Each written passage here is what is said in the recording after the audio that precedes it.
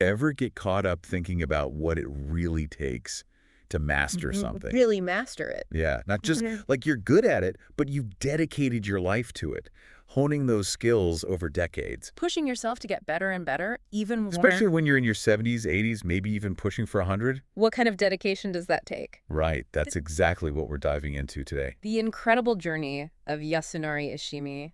A 10th Dan karate master living in Spain. 10th Dan. We found this fascinating article, by the way, on his karate school's website, Ikigaido Karate.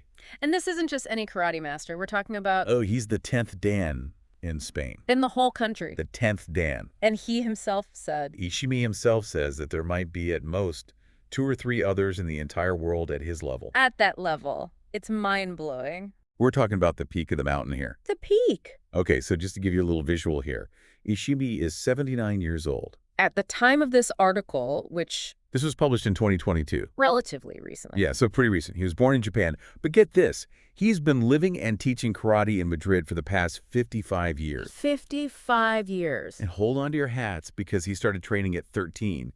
That's over 6 decades dedicated to this art. Talk about dedication. This isn't just someone who teaches karate, he embodies it.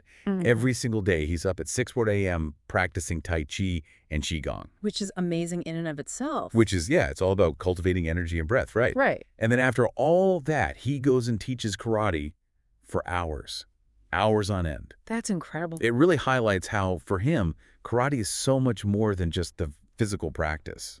It's his whole life. It's totally a life philosophy. Interwoven with everything. Right. It's not just about the kicks and punches. He actually says it directly, quote, "In karate, you learn, first, self-discipline, and second, self-control." Self-discipline and self-control. Which, honestly, how often do we really sit and think about those two things? Yeah, in our daily lives. Let alone actively try to master them. Exactly. And what's really fascinating is how he connects that self-discipline and control to the physical practice of karate.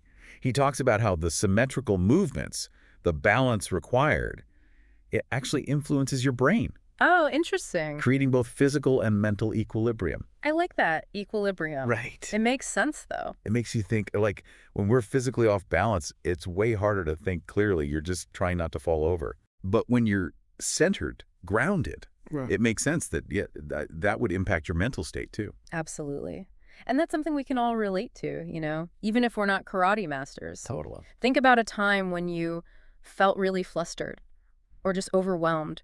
Were you thinking clearly in that moment? No way. Or were you more reactive?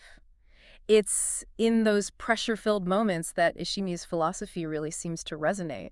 Yeah, Cultivating that inner balance, that equilibrium, it can make all the difference. for sure.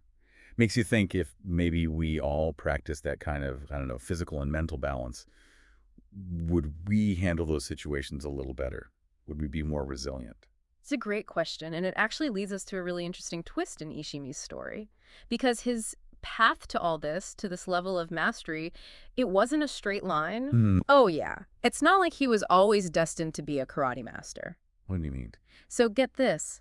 He actually wanted to be a historian or an archaeologist. No way. Yeah. He talks about loving books, being surrounded by them, and just diving deep into research. Interesting. It kind of paints a very different picture from the life he ended up building. That's a plot twist I wasn't expecting. Mm-hmm. So how does someone go from studying ancient history to becoming a karate master? In Spain, no less. Well, it all started in Japan, actually. He actually went to Kobe University and studied philosophy. He even specialized in ancient history. Okay. But, as he says in the article, a trip to Europe changed his course. Okay, that's quite the course correction. Tell me about it. He originally planned to stay in Spain for just a year. Oh, wow. But 55 years later, here he is. He even says that, if I die, I will stay here. I will not return to Japan. Wow. Talk about embracing the unexpected. Right. It's like life had a totally different plan for him, and he just kind of rolled with it. He did. He leaned in, you know, and that's actually what I find so inspiring about his story. He could have easily been resentful, you know, dwelling on what could have been. Yeah, totally. But instead, he found a way to not only accept this totally unexpected path, but to absolutely thrive in it.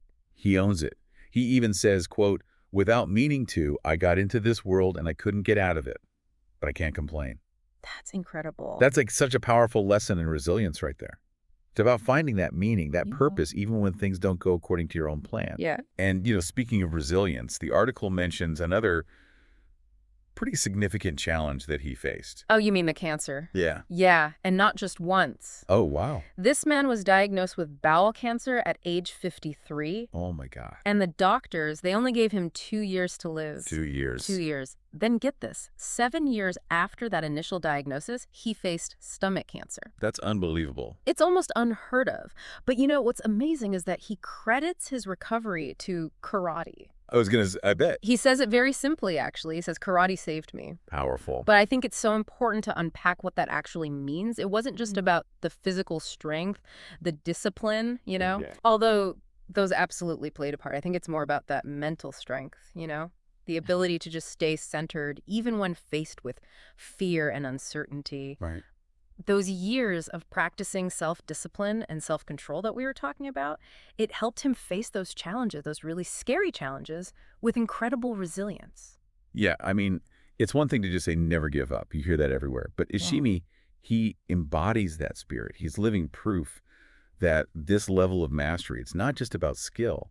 It's about internalizing these principles so deeply that they become your strength, especially in those really tough moments. Like what they say, right? It's not about how hard you can hit. It's about how hard you can get hit and keep moving forward. Keep moving forward. And Ishimi, man, he is living proof of that. Wow. And not just surviving cancer twice, but thriving afterwards. He's still out there teaching, practicing, and he's even pursuing all these other passions. What? Like growing flowers, bonsai trees, wood carving. The man is nonstop.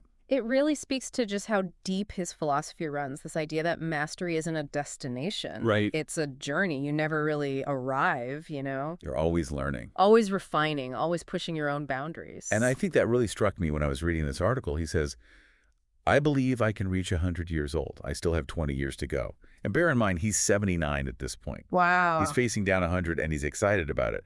And not about retiring, about the next 20 years of growth. That's incredible. It is. It's kind of the beauty of truly embracing mastery, right? Yeah. It's like this wellspring of vitality. It's not about being the best at something. It's about how that pursuit shapes you. Right. How it pushes you to keep evolving. Keeps you going. And to keep finding joy in the process. It is super inspiring. Yeah. It really is. But it also begs the question, what about the rest of us? Like if we're not all trying to be karate masters, what's the takeaway here? Right. How do we apply this to our own lives, our own pursuits? Exactly. So for anyone listening right now who's feeling that little spark, maybe thinking, okay, but what's my version of this? What could I pour that level of passion and discipline into? That's what we kind of want to leave you with today. I love that. So if you could master any skill, anything, to the level that Yasunari Ishimi has mastered karate, what would it be? Any skill at all. Don't overthink it. Whatever pops into your head first. Maybe it's something you're already working on, or maybe it's a dream you've kind of tucked away. Yeah, that secret passion. Exactly. Now picture yourself 20, 30, 40 years down the line. What does your 10th Dan look like? What does it feel like? More importantly, what does it feel like? That sense of accomplishment, of continuous growth, of resilience. That's the real legacy of mastery, isn't it? And it's something that we can all strive for. In our own way. In our own unique ways. Exactly. That's all the time we have for today's deep dive. But until next time, keep that fire lit. And remember, that journey to mastery, it's waiting for you. It's out there.